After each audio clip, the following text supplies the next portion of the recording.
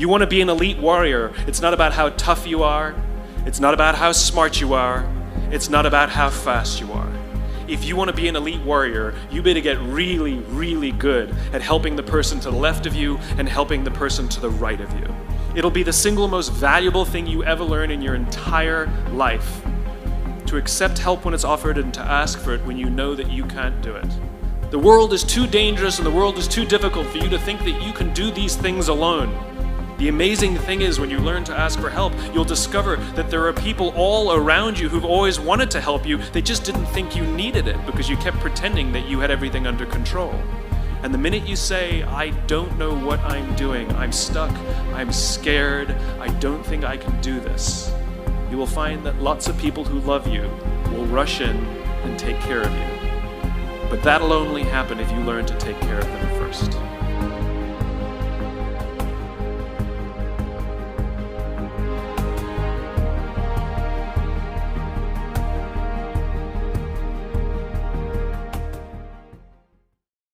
Previously on the Last Kingdom review episode. If I had to pick one person out of the 5, I would actually pick Katari. Because in this chapter in particular, it's kind of like foreshadowed that he may have a run-in with Bunen. And in the same conversation, we hear Heki tell him not to be reckless. So I kind of feel like that puts a little bit of a death flag on him. What is up, YouTube? Live via satellite here, and today we are talking Kingdom, Manga chapter 563. And wow, guys, it looks like Katari may be biting the dust, and it's not a good feeling. Even though if he dies and our prediction was right, it still just kind of sucks, man. For a newer character in Kingdom, I kind of actually like this guy. And then for him to get hyped up and possibly taken out, you never really got to see his full potential on display. And yeah, I really can't take too much credit for that prediction, because when it comes to Kingdom, Hara has made it known explicitly that he doesn't like siblings. He just hates them. Not many sibling pairs have survived in this series. And if they're currently alive, just wait. I mean, we started this way back in chapter 1 with Shin and Hyo, who were like orphan brothers. Then we have Kyokai and her sister Kyosho, not to mention Bihei and Bito, Eisei and his brother Sekio. You're not even exempt in a flashback, as we find out with Rinko. So whenever I see these sibling pairs, I always get nervous because I know Hara's gonna wind up pulling a Thanos, and you're only keeping one. So yeah, that's how I pieced it together, and I don't know, I guess Hara always wanted to be an only child. You better not go to sleep. As soon as your eyes shut, I'm gonna punch you square in the face. I hope you stay still when you sleep, because I'm putting a rat trap between your legs. I'm gonna take a pillowcase and fill it full of bars of soap and beat the shit out of you. I want you out of my fucking house. Alright, so the chapter starts out with the Heki army still looking shocked at the fact that Bunen is willing to shoot arrows not only at his enemies but at his own army. Naturally, this worries Heki about the safety of both Katari and Kitari, who are both currently caught in the middle of this crossfire. And in the middle of this war zone, we see that Kitari wants to regroup her men outside of the range of these archers. But the interesting thing about these Kwangrong is that they continue to fight even though they're under this barrage of arrows. And the reason why is because even though they're in danger, their aim is to keep the enemy in range of their archers. Katari, in the midst of one of these scuffles, loses focus on the archers to strike down the enemy, which wound up being a big mistake because it allowed her to be shot with a few arrows, and as we see the concern in Heki and some Mara tribe's faces, we see her fall from her horse to the ground. Over at Sun Suiju, we see that his men appear to be impressed by the bravery of the Kwangrong troops, being willing to sacrifice themselves in order to take out their enemies. But Sun Suiju lets us know some interesting facts about the Kwangrong, and it's not their courage that actually drives them. What's really the motivating factor behind their ability to be willing to sacrifice themselves is the fact that all of their families are being held hostage. Even though they are rewarded for their accomplishments on the battlefield, if they were ever to disobey an order on the battlefield, their families would be slaughtered to the last babe. So the world of the Kwangrong is ruled by fear, and by Sun Suiju's words, it appears that this has been the way of life for the Kwangrong since long ago. And also that this is the only reason they're able to use such a ridiculous tactic. Hearing all this, the Zhao troops are forced to reevaluate their opinions on the Kwangrong. Oh my god. Then a Kwangrang soldier appears, telling them that this is especially true for the Bunen army, because he's exceptionally cruel to his underlings even amongst the Kwangrang, and that if he was even to catch someone frowning in that barrage of arrows, that he would have their family dragged out and killed in front of them. And he asks Suiju if he's seen enough, because there will be no upset on the Bunen battlefield. What I kind of found funny about this is that this guy comes in like smiling, almost as if he sees this as a source of pride. I'm like, bruh, this is not a good thing. And Susan, who you met in our story, says that is one appointment she is not going to miss because she says it worked for her. So she's enjoying penis a little bit more, is she? She's enjoying her sex life a little bit more. She and her husband. Over at Bunen and the Archers, Gilly asks Bunen if he and his men should go in and end the Queen's misery. But Bunen is not ready for that just yet. In fact, he tells Gilly that they're running low on arrows and for him to go and get some more. And it's just sickening that Bunen doesn't mind killing his own men. Getting more arrows when he could easily send Gilly in with his men just shows even further his complete disregard for his men's lives. Definitely not a team player, and definitely not the type of guy you want on your Fortnite squad. Look how far the goddamn circle is. We're not gonna fucking make it. Alright, we don't got much bandage. We need to go higher. We need to go goddamn higher, yo. Let's go. Hurry up, let's go. I'm fucking going. God I didn't know what you were doing. Like, what the fuck? What is this kid doing? Oh, you fucking cunt. I swear to God. I knew you were gonna do that. You're a fucking cunt. Kill yourself. Then we find ourselves back with Katari, and even though she's injured, we see that she's still fighting Kwangrang troops, and she's surprised that these guys are so relentless. But the guy she just took out feels as though he has to have the last laugh, letting her know that the arrows will never stop until her and her men are all lying dead on the ground motionless. And that also by now there should be new cavalry incoming. And with that, Katari turns her head to see this new wave of troops. Vastly outnumbered and injured, it looks like Katari is ready to accept her fate. When suddenly, here I come to save the day! As if appearing out of nowhere, Heki arrives on the scene just in the nick of time to save Kitari. And he arrives in tremendous fashion, where he's able to take out at least 3 of these Kwangrang troops by turning himself into a human battering ram and throwing himself wildly at them. And I'll have to admit, by Heki standards, this was pretty epic, but it's still not on par with how other generals arrive on the battlefield. But nonetheless, he gets the job done, even though he winds up nearly crushing Kitari in the process. And as the Heki army cavalry rush in to engage the incoming cavalry, we see Kitari, after shaking off her injuries, begin to wonder why the Heki army is even here in the first place. She cannot believe that they willingly threw themselves into this death trap. And then we get Kitari grabbing Heki by the collar, telling him why is he here, he's such a big idiot for coming, and that he needs to run away. But for some odd reason, this was like a really cute moment in this chapter, because knowing that Kitari doesn't really know any English and that she's trying to like get her words across to Heki, we know that she knows the word idiot for sure.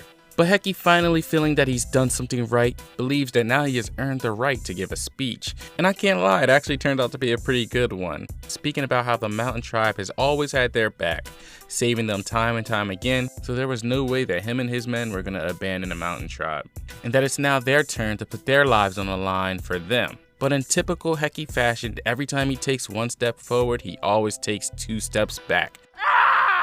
As in mid-speech, he gets lit up with a bunch of arrows. And as Heki hits the ground, Katari's men begin to tell her that everything is useless. They can't seem to shake these arrows, and even though Heki's men have come, there are now even more archers and even more infantry to deal with as well. But as Kitari's pulling the arrows out of her arms, she says no, it wasn't useless. Because with all of the focus that Bunen's been placing on them, there's no way that he would allow this opportunity to go to waste. The Lord of the Mara tribe, Katari.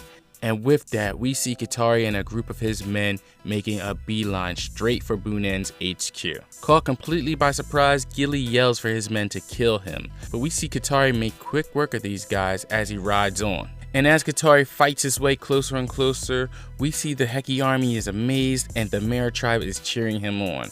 But at that moment, we see Gilly tell Bunen that he'll handle it. But before Gilly leaves, Bunen makes sure to clarify that he understands what he's getting into, which he acknowledges. And as Gilly sets out from the HQ, Heki yells out to warn Kitari that this man is one of their officers and that he's probably a formidable opponent. But Kitari reassures Heki and his men that there's no need to worry, because besides Baggio and Yotanwa, there is no one in the entire mountain region that can match Katari's skill with a blade. And just like that, we see Katari slice clean through Gilly, appearing to be pretty much a one-shot. And as Heki and his men look on in shock, they soon realize that the only thing left to do is take Bunen's head. And as we see Bunen snatch a sword from one of his subordinates, this is where things start to go in a very twisted direction, as we see a half-dead Gilly try and bear hug Katari as he has 2 more riders coming up behind him. But Katari is able to free one arm to take out these 2 troops. But just like Gilly, once defeated, their aim now to immobilize Katari. And after seeing all of these weird maneuvers, I could tell that this fight was about to be anything but fair. Boom, right elbow, bang, right straight. Maybe now the headbutt comes. Knee to the face. And look what we got here. Smack his face. Smack his face. I would kick him in the groin. Boom, right straight. Gonna bounce his head on the table 10 times or something. Don't you ever do this. And as everyone looks on, we see a sword approaching. And the wielder of this blade is none other than Bunen, who goes through both enemy and foe alike. And as Katari looks on in sheer horror, it appears that Bunen has taken Katari out in one of the most dirtiest moves I think I ever have seen. And that was the chapter in a nutshell, guys. Alright, so that was a pretty good chapter of Kingdom. I mean, to be honest with you guys, I am pleasantly surprised because it's a Heki chapter. But let's just go ahead and get into the meat and potatoes, because there's a lot of stuff I really wanted to talk about this chapter.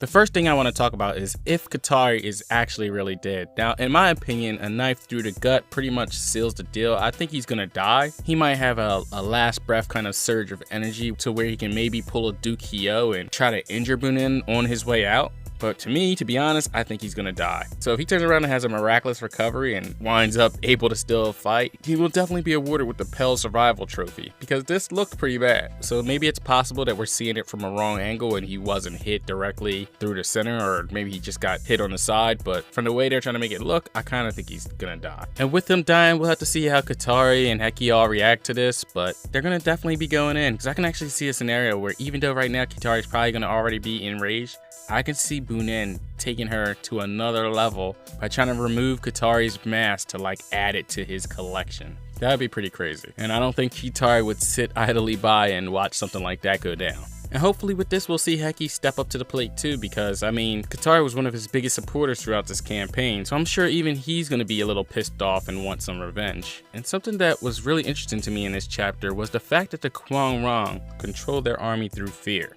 And it actually made me think of an interesting argument about which style is actually better. Is it better for your army to follow you out of fear, or is it better for your army to follow you because they love and respect you? And it really didn't take me long to come up with the answer, because when you control your army through fear, I think your troops would lack a few key qualities, like one being trust and another one being loyalty. Like when I think about the Duke or Oki's men, those men were fiercely loyal because they loved and respected their commander. And this could actually turn out to be a very important factor in the Battle of Ryoyu. And I first saw this idea in the Kingdom Mafia group chat I'm in, and Corpop actually came up with a pretty good idea about the fact that the Kwang Rong are being controlled by fear means that they're going to eventually side with Yotanwa. And yeah, even though most of us already know that Yotanwa conquers mountain tribes and that this was pretty much one of the things that we were expecting her to do, getting this bit of information actually connects the dots and brings it all together. Because before this, we had no real tangible reason to why they would want to join Yotanwa. And to me, this chapter actually gives it to us. And seeing that this information was so common knowledge that even Sun Suiju knew it, I'm willing to bet that Yotanwa also knows that the Kwang Rong use hostages as their means of control over their army. And I wouldn't doubt if Yotanwa actually plans to use some of this information against Rozo and the Kwang Rong army. And perhaps that may be another part of the what is Impo up to equation that we're missing. Because even though this one's a little far-fetched, I will admit it, maybe Impo's job is to somehow liberate the city of Ryoyu and its hostages so that the Kwang Rong army is no longer forced to obey orders. And then since they're not really loyal to Rozo, we'll easily turn on them. That's just a thought. Let me know what you guys think about that one. But before any of that happens, I just really hope that Heki and Katari can take out Bunen, because he deserves to die. After this chapter, seeing all the things that he did, he's like one of the dirtiest characters in Kingdom. Like, I think people want to compare him to Kanki, but I don't know. I even think he may be dirtier than Kanki, because I think he's willing to do anything we've seen Kanki do. And I think he takes it to the next level where he's willing to do those same type of things to his own men. And to me, I don't think Kanki would do that. I think Kanki actually has love for his own personal army. Everybody else is tough luck, but for his own personal men and the people who are under him, I think he has love for those guys. And speaking of love, man, this Qatari Heki ship may really actually go out to sea.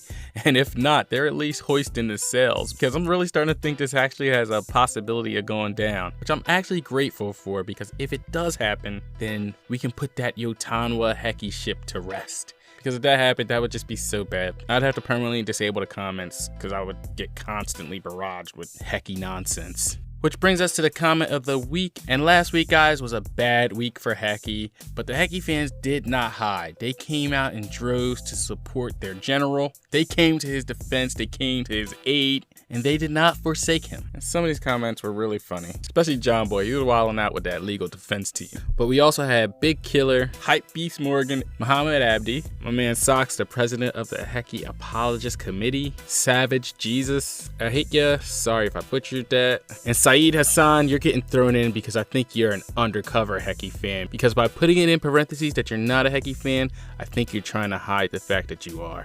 But anyway, guys, that about does it for this week's review. Let me know what you guys thought of this chapter in the comments section below. Please leave a like if you guys enjoyed the video, and feel free to share, comment, and subscribe. Peace out.